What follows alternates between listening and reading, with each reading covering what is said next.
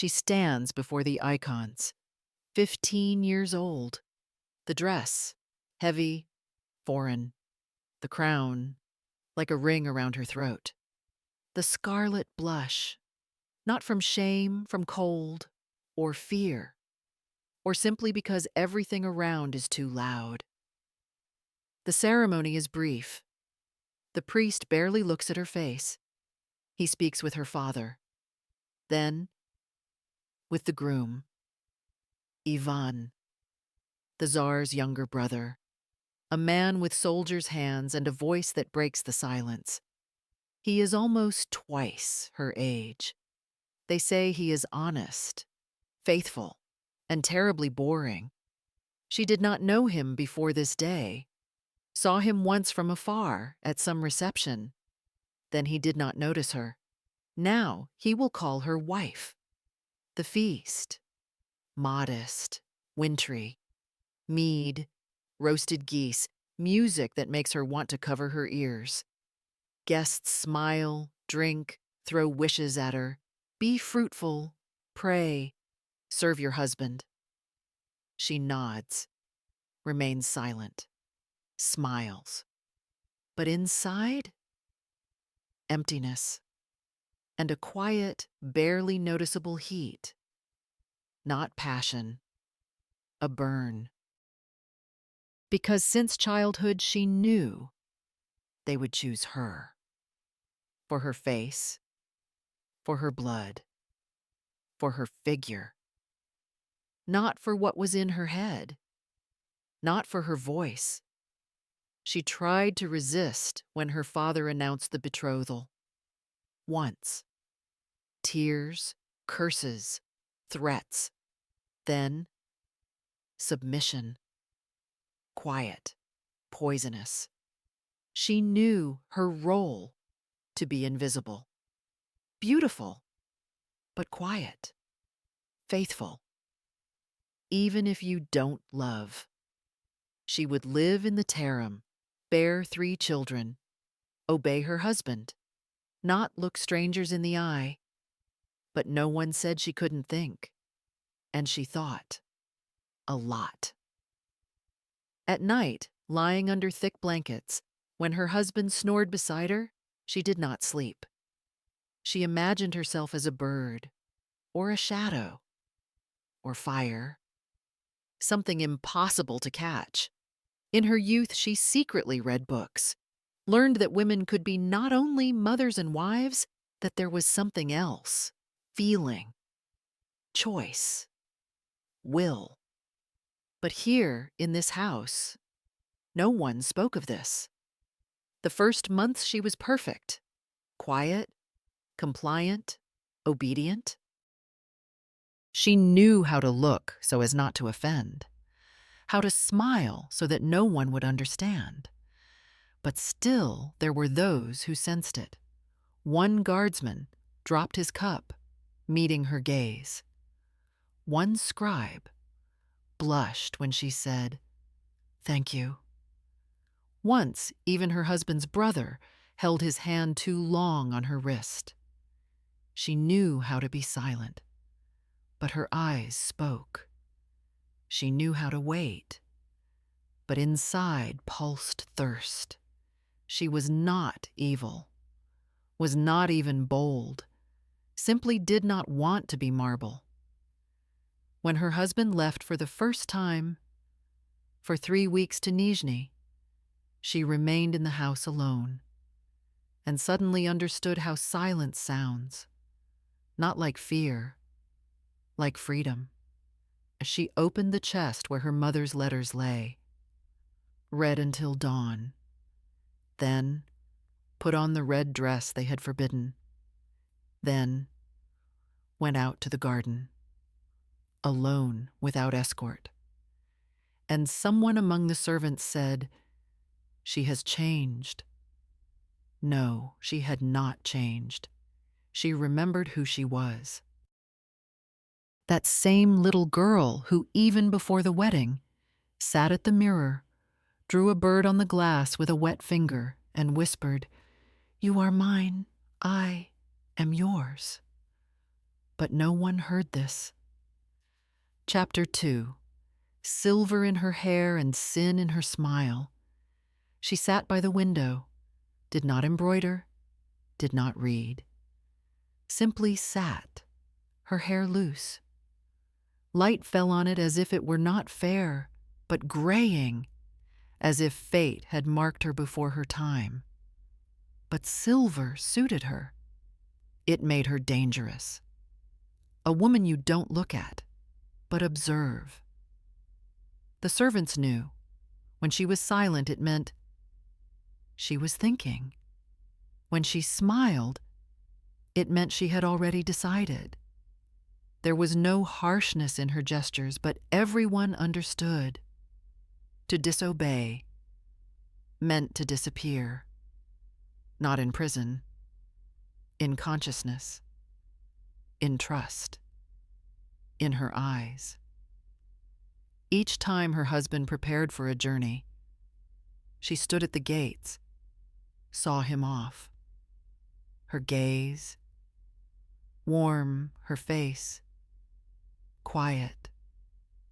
He bowed, kissed her hand, got into the sleigh.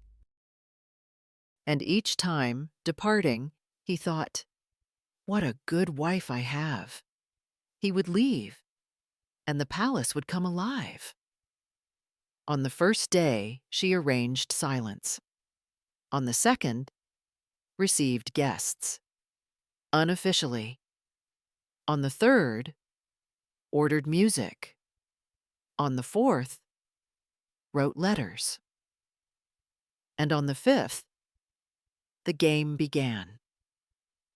Into her chambers entered those who knew the rules.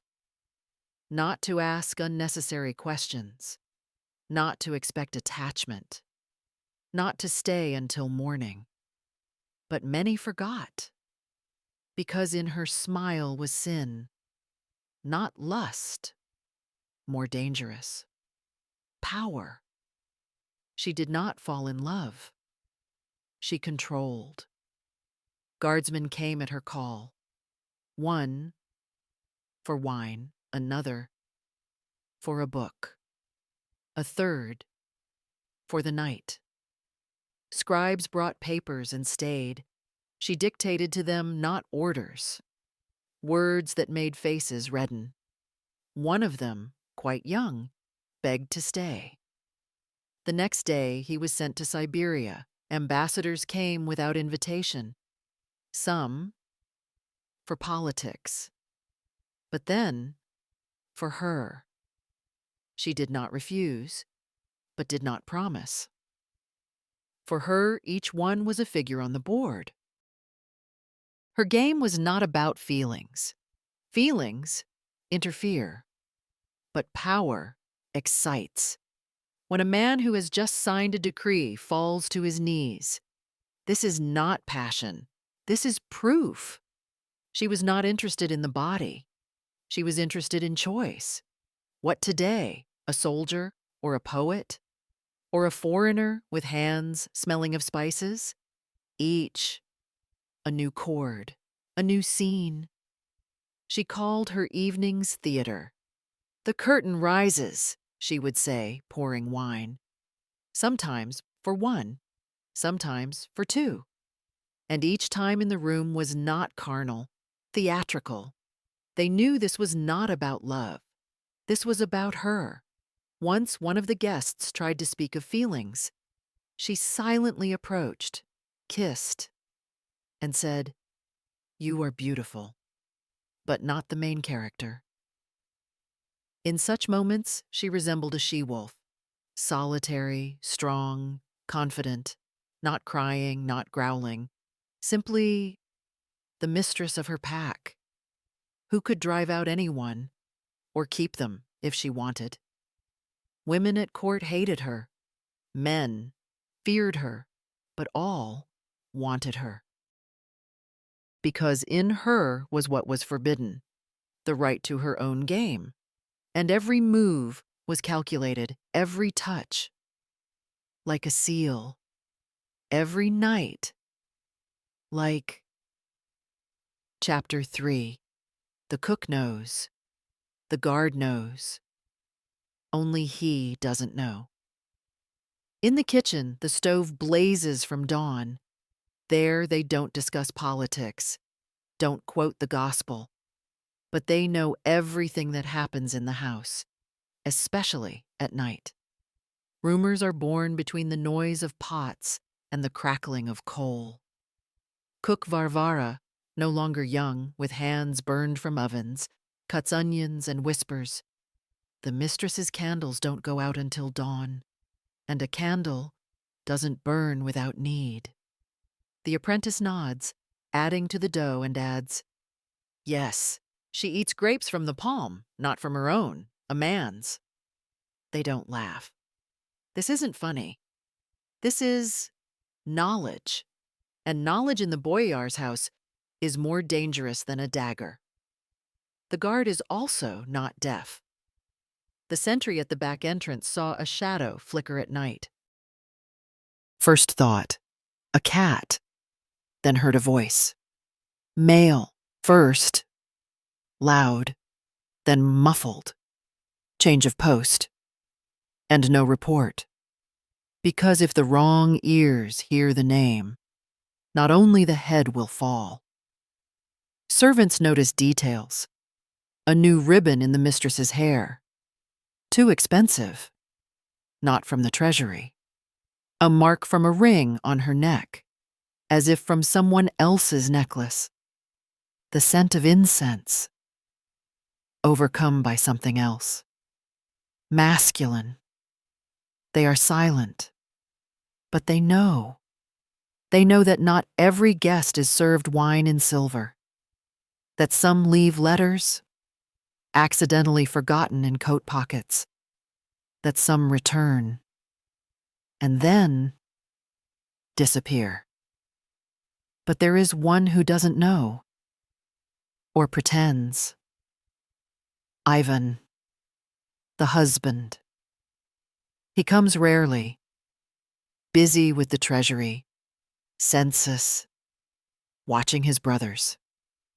He believes his wife is pure, that she prays every evening, that she waits.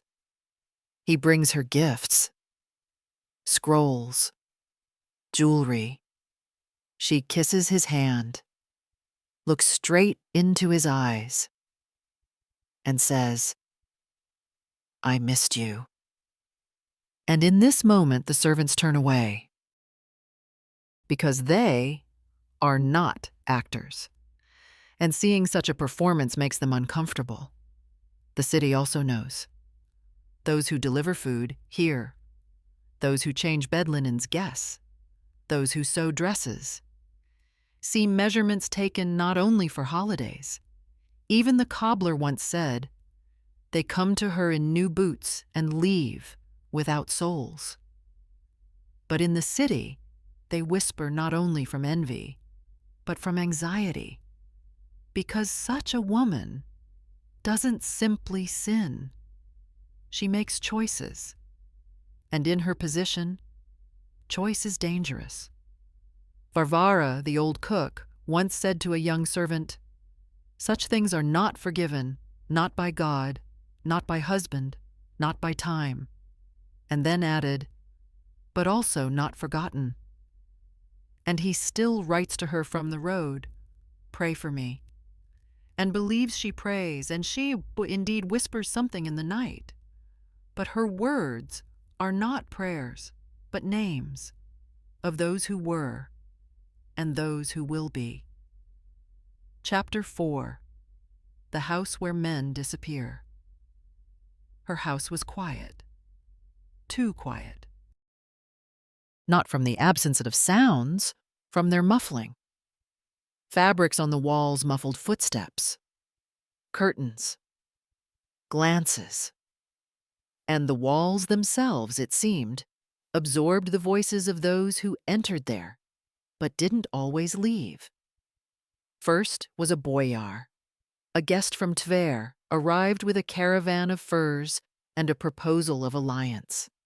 In the evening, he dined in her chambers. Servants said, The laughter was loud, the goblets empty. In the morning, he vanished. His horse remained in the stable, his hat in the entrance hall, but he himself nowhere. Official version, left early. Unofficial, he never appeared anywhere again. Then, a hussar. Young, handsome, with a voice like the ring of a sword. At the ball, he looked only at her.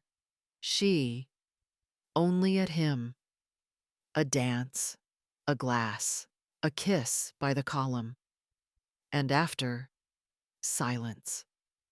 Servants say he entered her chambers and did not come out. 2 days later, his name was crossed out from the regiment list, as if he had not lived, as if he had never been. Later, an artist. He was called to paint her portrait. He stayed for 3 days. Then, sudden illness. Died. Managed to finish only the eyes. The canvas is still kept in the basement. No one dares to burn it. They say it watches. Rumors multiplied. One servant left himself, said he didn't want to see what happens behind the curtains. Another was silent until he got drunk in a tavern. There he revealed, she is not a woman. She is an abyss. You look and disappear. They whisper that in her bedroom was a secret passage, that under the floor, a second exit, that she has a list, whom to call, whom not to call, whom to erase. But no one proved anything, because they didn't dare, because they were afraid, and yet men continued to go, like moths to light. Each thought, I am different. Each believed, it won't happen to me. One said, if I disappear, let it at least be from her kiss. He vanished 2 days later. She hid nothing, looked straight into eyes, laughed easily. The dress slipped from her shoulders like an accident. The scent of leather and incense pursued guests for another week. And no one knew whom she would kiss tomorrow, who would be next, who would disappear. Chapter 5. The list carved in wood. The garden behind her chambers was neither large nor particularly well tended.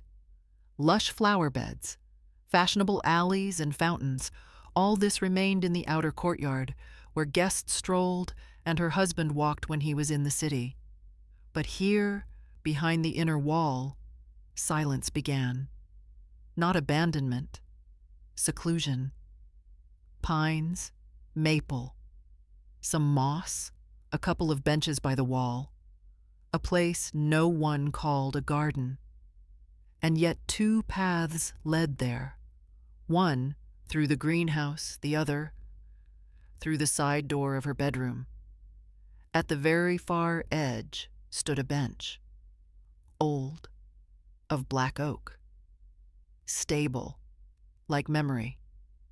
None of the servants approached it, sat near it, wiped the dust. Not because it was forbidden, because they understood. If you looked closely on the back of the bench, scratches. Someone would say, traces of time, cracks, accidental notches. But one who knew understood. These were names. Neat, restrained, almost invisible. And only in the slanted light of sunset did letters appear on the smooth wood. One name under another. The handwriting was the same. Feminine. Firm. The names began simply.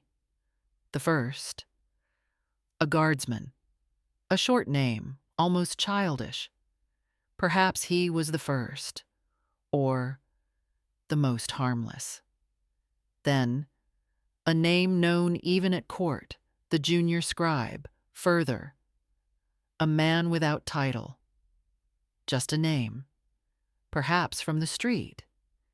Then, an official. Then, a foreigner, and so on, each name like a memory, not of passion, of presence, whom she let in, whom she kept.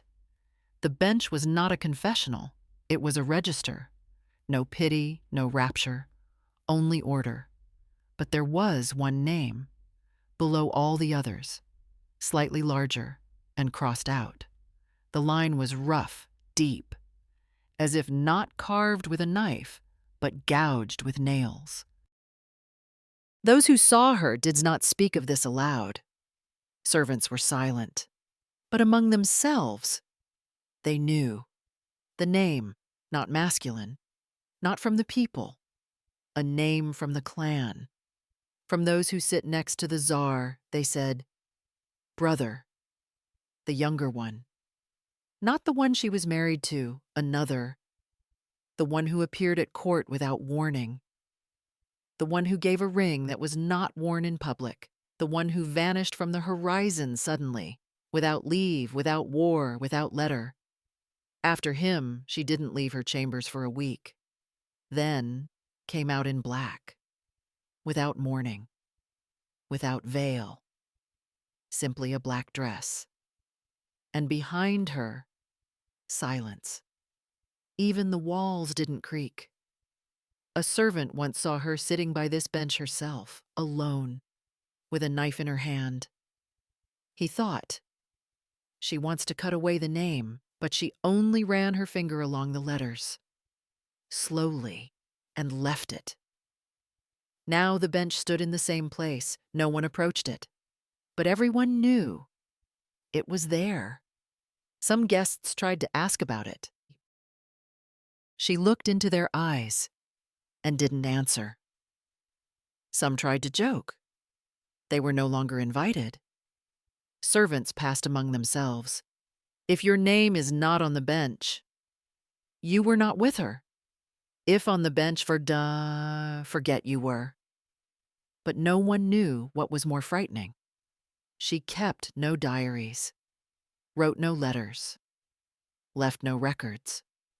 Her entire archive, wood, living, silent, dark, and in it, everything you need to know about those who were, and about the one she did not forgive. Chapter 6. The night when everything came out. It was an ordinary night. No thunder, no storms, no eclipses. Only damp air and a veil over the garden. The windows in her chambers were slightly open. The wind weakly stirred the curtains. Everything looked as it always did, but something had changed. He left first. Not having time to dress completely, her scent still remained on his neck. On his lips, a trace of her wine. On his wrist, a scratch. Light. Intentional. He was hurrying. And didn't notice how the sheet slipped from his sleeve. Folded, warm from his body, with a spot of wax on the edge. A letter. Not a love letter. Not a confession. More dangerous. In it, not names, but hints. Places. Time. Words that prove nothing, but are said enough. A letter that should not have been written, should not have been delivered, should not have been found. But it was found by the wrong person. Found by a servant.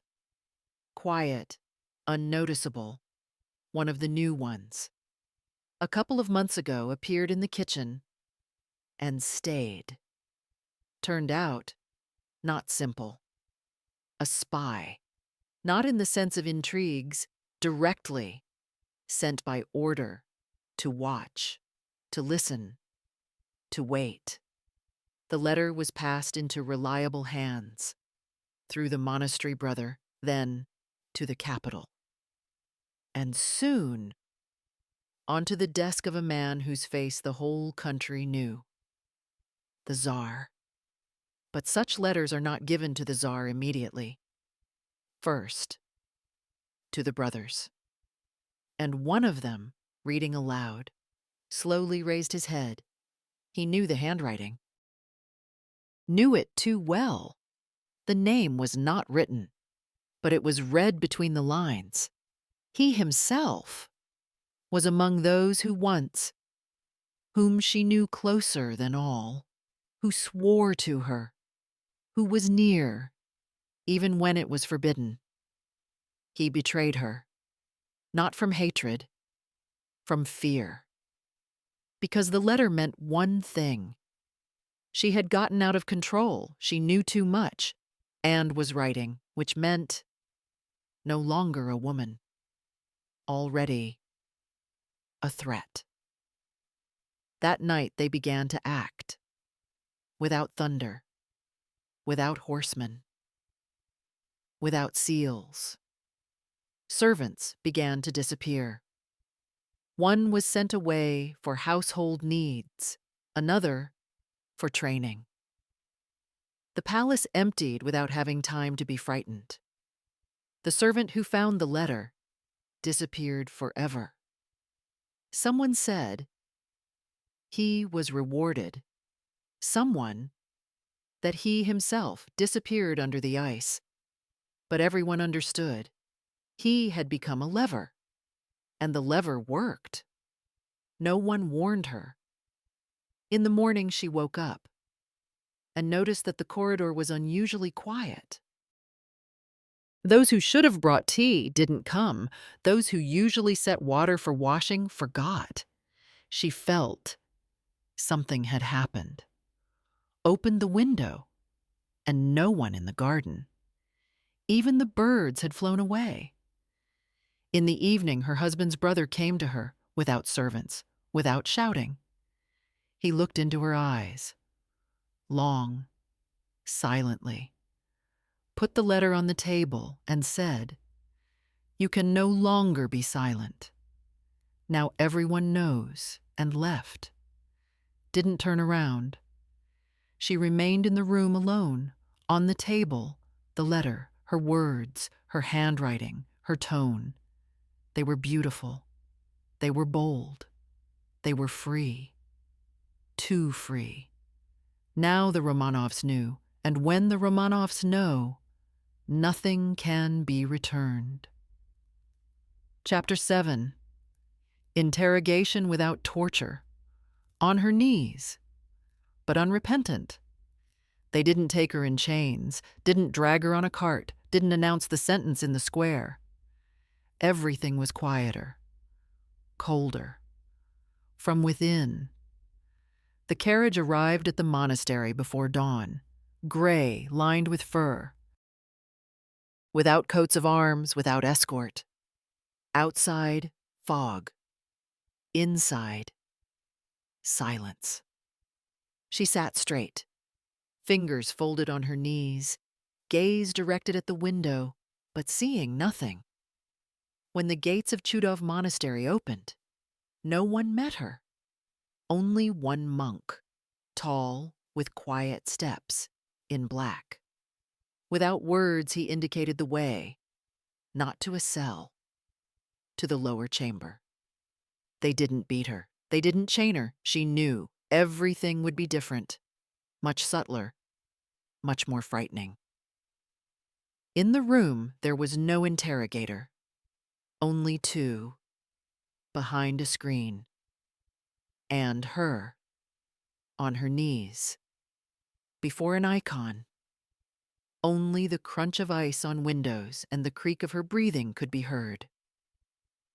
Name the names. The voice. Soft, almost paternal. She raises her head.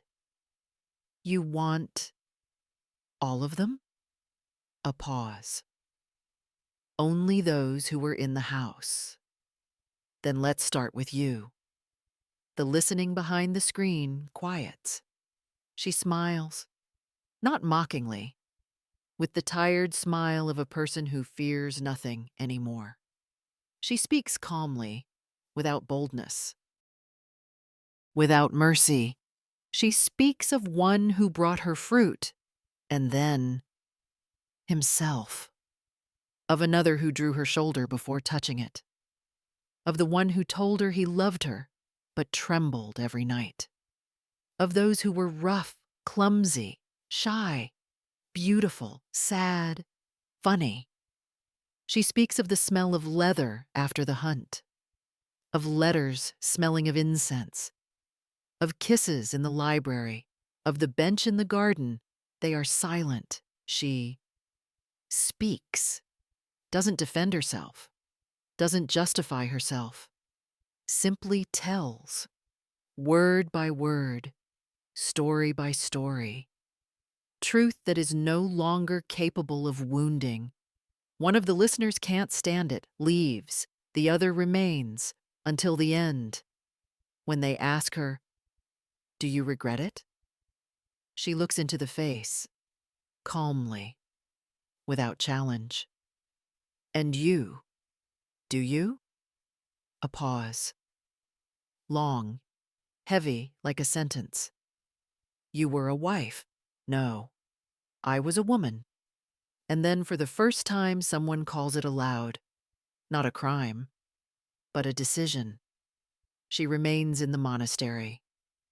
Not as a prisoner, as a ghost. They don't cut her hair. Don't force her to fast.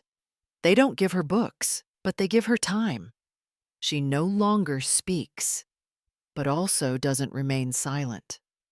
At night she stands by the window, looks into the garden, mentally runs her fingers along the bark of that very bench. And if someone in those hours dared to ask, "Who are you now?" she would answer without a shadow of hesitation, "I am not a wife. I am a woman." Chapter 8. The place where only Tsarinas fell. At first they thought they would confine her to a monastery, then that they would arrange an accidental death. But the decision was different, more ancient, more humiliating, safer. To exile, there, where they forget. To the north. They didn't name the place, simply far away, where winter lasts 9 months, where ice covers windows from inside, where even birds fly low as if from fear. A place where they used to exile widows of czars. A place about which they don't write in court chronicles. Only whisper. A place of falling. She traveled long, through forests where roads disappeared, through villages where children hid from the unfamiliar carriage, through cities where no one recognized her face. And this was new. No one bowed. No one whispered. She was no one. The house, low, hewn, lonely, stood on a hill from which only forest was visible. An old woman, housekeeper, mute, guard, 2 archers, without insignia, without words. Inside, stove, bench, bed, window, 1, small. Light entered it only a few hours a day, the rest, grayness and silence. She didn't ask for more, and didn't expect it. Time there didn't flow, it dripped. Drip, drip, drip. Days confused with nights.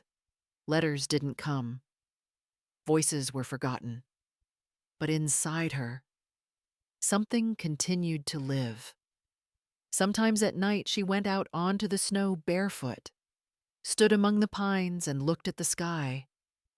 didn't pray, sang quietly, prolonged, words old from before marriage, songs her mother sang or she herself as a girl. The forest froze, and only the wind answered her with howling. Women from the nearest village said, "In those forests, someone sings at night." One swore she saw a figure in white, like a shadow, gliding between trees. Men crossed themselves, evil spirits. And one old woman said, "A Tsarina, only without a throne." Sometimes they brought her books, old, torn, without beginning and end. She read them syllable by syllable, then wrote words in the snow, so as not to forget that she could. In spring, birds flew in. One sat on her palm. She cried for the first time, not from pain, from the fact that her body still remembered warmth. She sewed herself clothes from scraps, altered her former dress into a coverlet, not because she needed to, because to remain human. A year passed, then a second. She didn't write letters, didn't call, didn't wait, but lived, not as punished, as abandoned. And in this place where before her sat only widows, fallen wives, nameless women, she didn't feel dead. Because if you sing, you're alive. If you remember your name, you exist. And if they fear you even in silence, it means you still own yourself. Chapter 9. The Woman They Cursed and Wanted. In Moscow, her name was not spoken. Not from fear, from necessity. Too much was hidden behind it. Too loud was the echo. In orders, she was not mentioned. In chronicles, bypassed. Even priests reading prayers for the repose of the royal family's souls omitted her line. She became emptiness in the genealogy, a shadow in history's mirror. But shadows don't disappear. They just become quieter. Several years passed. It seemed everything was forgotten. She was there, far away. Snow, isolation, silence. But Moscow didn't forget. Couldn't. At night, in those same chambers where she once walked with a cup in her hand, silence now reigned. But servants still felt her aroma, not in things, but in the air. Not perfume, memory. Men who had been near her at least once no longer found peace. They married, worked, prayed, but wrote letters, without address, without hope, on thin paper, written by a hand trembling from a feeling you couldn't name. Not love, not guilt, obsession. And each letter began the same way. If you could answer. They didn't know where to send them. Some gave them to servants. Those burned them behind the yard. And some kept them in chests, like relics. Women also didn't remain silent. They hated her, not for seducing men, but for allowing herself not to fear. In markets, they tore her portraits from counters. In tavern songs, her name was replaced with words nameless, corrupted, the one who fell. But still they sang, because in every woman, if only for a moment, she responded, like a whisper, "You too can say no." Young noblewomen hid rings with initials similar to hers under their pillows. Some to remember. Others, to be like he. Third, to curse. One girl, a deacon's daughter, confessed, "Sometimes I pray and think of her. I'm ashamed, but I don't stop." In bedrooms of noble houses, quarrels began. Husbands began avoiding words touching on freedom. Wives began speaking quieter but looking more directly. She changed not only men, she changed women. And now even those who burned her images secretly envied. Because she was not a saint, but herself. Not perfect, but real. Not submissive, but alive. And in this city where everything had a price, her freedom became the most expensive and most forbidden memory. Because a woman can be crossed out of the record, exiled, erased, cursed. But you cannot burn out desire, and she was desire for them, for her, for an entire generation that was already whispering her name in the darkness. Chapter 10. She whose body they buried, but whose name they did not. She died in silence. Not in agony, not in bed, not in the presence of a priest, simply in silence. Just as she had lived the last years without crying, without mercy, without forgiveness. They found the body in the morning. The old housekeeper woman, the same one who had once met her at the gates, opened the door and didn't immediately understand. The room was warm. The fire in the stove was already dying out. Nearby, a book, open to a page without text, and a hand lightly touching the edge, as if she had simply been reading and fell asleep. They didn't bury her at the church and didn't return her to Moscow. Too dangerous even dead. The grave, under a fir tree, without a cross, without a plaque. Only a broken branch in the place where the earth was fresh. The guard lowered his head. The monk read a prayer to himself. No one cried. But it didn't end there. 100 years passed. History compressed her fate into a couple of lines. The Romanovs changed. Power changed. But memory remained. One poet, living in Petersburg, wrote verses about women of the past, about widows, about tsarinas, about rebels. And suddenly, in one notebook appeared, "I saw a woman. She was like fire, and in her ashes, gold." The name was not named, but everyone knew whom this was about. From this day in salons they began to say, "This is about her." In the tavern they added a new verse to the song, and in one private library they again took out a letter, faded, unsent. The portrait that had once been hidden under the stairs was hung in the bedroom.